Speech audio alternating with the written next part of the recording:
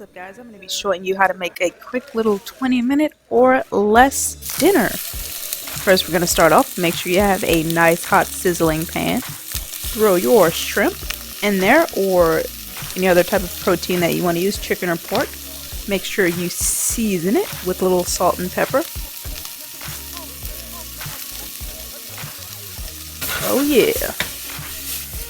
By the way, I'm going to do this like 50 times throughout the whole entire video. I just love doing it. Chef things, you know? So you want to toss your shrimp. Make sure you have that seasoning nice and coated evenly. Then you're going to lay your shrimp flat so they all get a chance to cook evenly.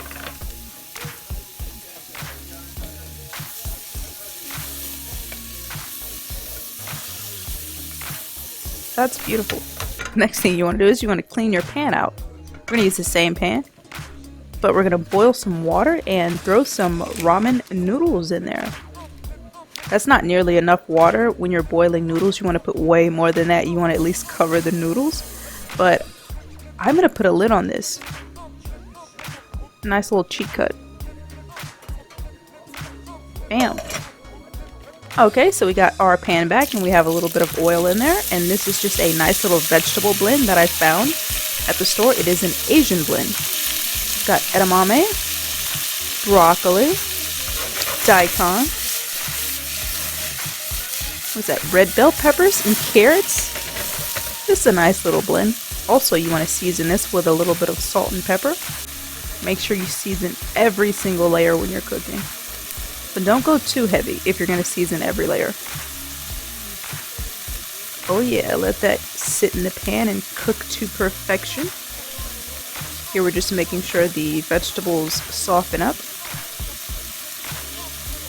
But we also want to keep a nice crunch to them. So don't overcook them.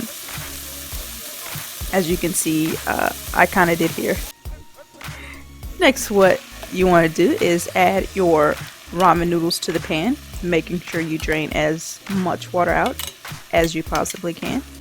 Give it a little tossy toss. Ooh, we got some mushrooms here also. I needed to use these up, so why not? Also gonna add a little bit of garlic, minced garlic, just for some flavor. Alright, looks like I'm in the fridge getting out some ginger.